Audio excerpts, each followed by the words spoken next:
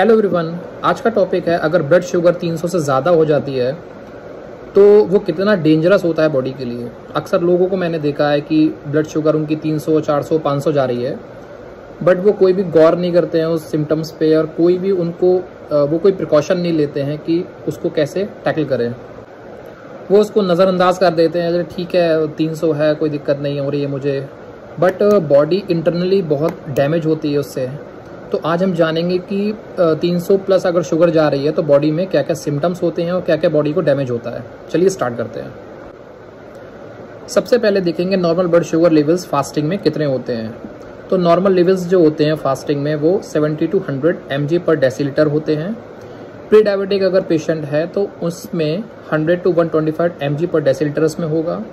अगर patient diabetic है तो फास्टिंग जो लेवल है वो 126 से ज़्यादा आएगी, ठीक है। और अगर शुगर 300 प्लस है तो ये क्रिटिकल हाई में आती है, और अगर 400 है तो ये बहुत ही ज़्यादा डेंजरस होती है बॉडी के लिए। देखिए, सबसे पहले अगर शुगर हाई हो जाए तो उसका ब्रेन पे क्या इम्पैक्ट पड़ता है।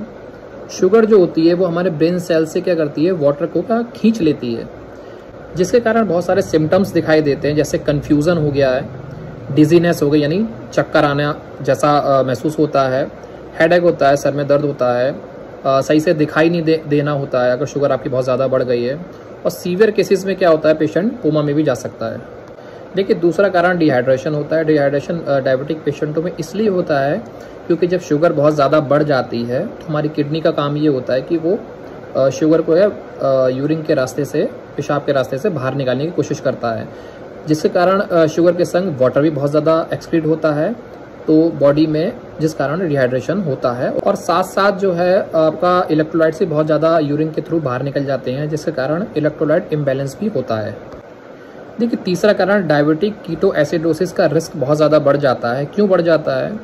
जब बॉडी में शुगर जो होती है उसका जब यूटिलाइजेशन नहीं होता है, बॉडी की सेल जो होती है शुगर को यूज़ नहीं कर पाती हैं, तो जिस कारण क्या होता है बॉडी में फैट टूटने लगता है। तो जब फैट टूटने लगता है तो वो एक कीटोन्स रिलीज करता है, जिसके कारण बॉडी एसिडिक होने लगती है। तो उसमें बहुत सारे सिम्टम्स जो हैं उसमें दिखाई देते हैं, जैसे नौशिया होना, वॉमिटिंग होना, उल्टी जैसा आना या फिर उल्टी होना, पेट में दर्द होना, बहुत तेज तेज सांस लेना, जिसको कि हम रैपिड ब्रीथिंग भी कहते हैं। इसे अगर कंट्रोल नहीं करा गया तो पेशेंट अनकॉन्शियस भी हो सकता है। देखिए, डायबिटिक कीटो एसिडोसिस जो होती है वो एक प्रकार की लाइफ थ्रेटनिंग इमरजेंसी है। मतलब आपका शुगर अगर बहुत ज़्यादा 300, 400, 500 जा रहा है तो एक इमरजेंसी है। स्पेशली जो है ये टाइप 1 डायबिटीज़ के पेशेंटों में ज़्यादा देखा जाता है रादर देन टाइप 2 डायबिटीज़। अब नेक्स्ट हम पॉइंट देखेंगे कि ये शुगर जो है जब बढ़ जाती है तो इसका हार्ट पे और हमारे ब्लड वेसल्स पे क्या फ़र्क पड़ता है। देखिए, शुगर जब बहुत ज़्यादा ब्लड के अंदर पाई जाती है तो वो खून को गाढ़ा करती है, जिसके कारण हार्ट को पंप करने में बहुत ज़्यादा दिक्कत आती है, जिसके कारण कुछ रिस्क फैक्टर कुछ बढ़ जाते हैं। जैसे कि अगर शुगर बहुत ज़्यादा है और खून बहुत गाढ़ा है तो आपको हार्ट अटैक भी आ सकता है, स्ट्रोक भी आ सकता है आपको, और आपकी जो कैपिलरीज़ हैं वो डैमेज हो सकती हैं। स्पेशली किडनी की कैपिलरीज़ जो हैं आपकी ज़्यादा डैमेज होती हैं, आँखों की कैपिलरीज़ बहुत ज़्यादा डैमेज होती हैं। और देखिए, डायबिटीज़ के संग एक चीज़ बिल्कुल फ्री होती है, वो है हाइपरटेंशन। हाइपरटेंशन क्यों होता है भी मैंने थोड़ी देर पहले आपको बताया है कि जब खून बहुत गाढ़ा होता है तो कैपिलरीज़ जो होती हैं, जो नसें होती हैं वो बहुत पतली होती हैं, जिसके कारण जो होती है वो डैमेज होती हैं, ठीक है। तो जब वो डैमेज होंगी तो किडनी सही से फंक्शन नहीं कर पाती, जिसके कारण किडनी में जो आपका बीपी कंट्रोल करने की क्षमता होती है वो कहीं ना कहीं वो खो देता है, जिसके कारण बीपी जो है आपका शूट कर जाता है और वो हाई बीपी की रिस्क में आपका आ जाता है। देखिए, नेक्स्ट पॉइंट जो है आपका वो इलेक्ट्रोलाइट इम्बैलेंस है। इलेक्ट्रोलाइट इम्बैलेंस के मैंने थोड़ी देर पहले आपको बताया था कि जब शुगर बहुत ज़्यादा बढ़ जाती है तो हमारी किडनी जो है शुगर को बॉडी के बाहर निकालने की कोशिश करती है, जिसके साथ साथ सोडियम पोटेशियम भी हमारा बाहर निकल जाता है। तो उसके कारण बॉडी में कुछ सिम्टम्स आते हैं, जैसे मसल्स वीकनेस। हमारी मसल्स जो हैं वीक पड़ जाती हैं क्योंकि इसमें पोटेशियम बहुत ज़्यादा बाहर बॉडी से निकल रहा है। सेकंड पॉइंट जो है आपका इरेगुलर हार्ट बीट है। इरेगुलर हार्ट बीट क्यों होती है? क्योंकि हमारा हार्ट जो है वो एक सोडियम पोटेशियम के रेशियो से चलता है, और अगर सोडियम पोटेशियम का रेशियो ऊपर नीचे अगर होता है तो जो एक रिदम हार्ट जो चलाता है 72 बीट पर मिनट के हिसाब से जो हार्ट चलता है वो ऊपर नीचे होने के चांसेस में बढ़ जाते हैं। तीसरा पॉइंट है आपको क्रैम्प आ सकते हैं बॉडी में। अगर मसल्स में सोडियम कम है, पोटेशियम कम है, तो आपको जगह जगह क्रैम्प आ सकते हैं।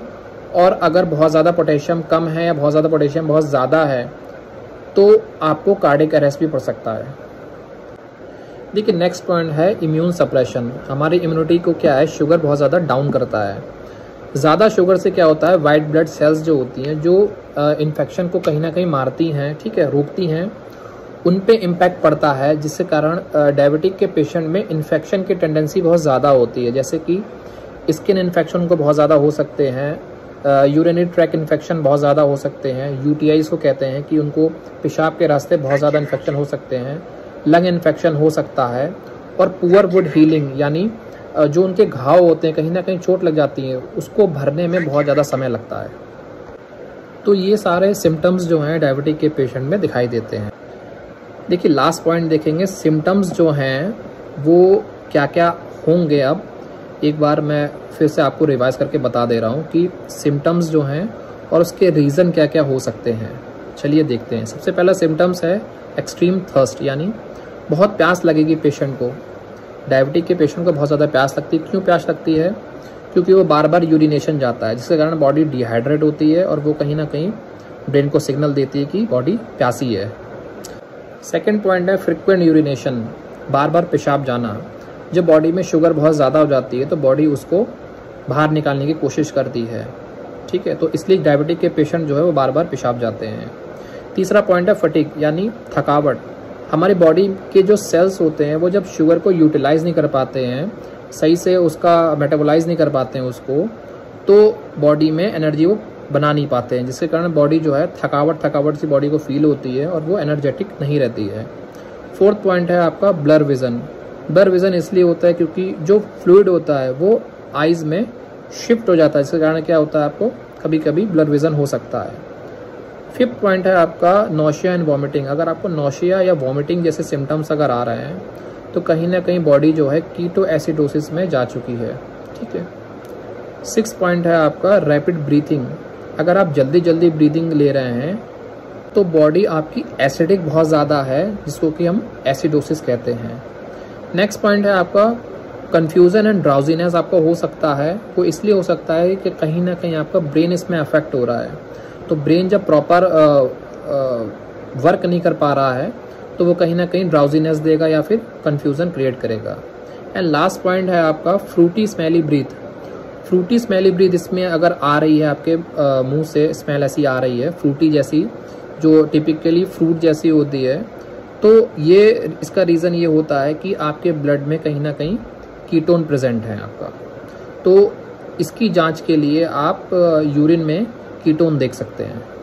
अब लास्ट में है आपका, यदि आपने इसको समय रह के डायबिटीज़ को जो 300 प्लस के ऊपर जा रही है, इसको ट्रीट नहीं किया तो ये आपको परमानेंट ऑर्गन डैमेज दे सकता है। यानी आपके बॉडी में जो ऑर्गन्स होते हैं उनको ये धीमे धीमे कहीं ना कहीं डैमेज करेगा, जैसे कि किडनी को, आपका आंखों की रेटिना को और आपके हार्ट को कहीं ना कहीं डैमेज करेगा। और अगर बहुत ज़्यादा शुगर बढ़ रही है, कांस्टेंट बढ़ती चली जा रही है और आप उस पर नज़रअंदाज कर रहे हैं तो आप कोमा में भी जा सकते हैं या फिर आपकी डेथ भी हो सकती है। अब लास्ट में आपको एक सलाह मेरी रहेगी कि अगर आपकी शुगर 300 प्लस जा रही है तो आप अपनी मेडिसिन, जो आपकी मेडिसिन चल रही हैं, आप उसको कंटिन्यू रखिए। और अगर शुगर कंट्रोल नहीं हो रही है तो इमीडिएटली आप डॉक्टर के पास जाएं और अपनी शुगर के बारे में उनको बताएं। अगर आपको ये वीडियो मेरी पसंद आई है तो हमारे चैनल को, जो माय क्लिनिक है, उसको सब्सक्राइब करें, उसको लाइक करें, इस वीडियो को शेयर करें और ढेर सारे कमेंट करें। Thank you.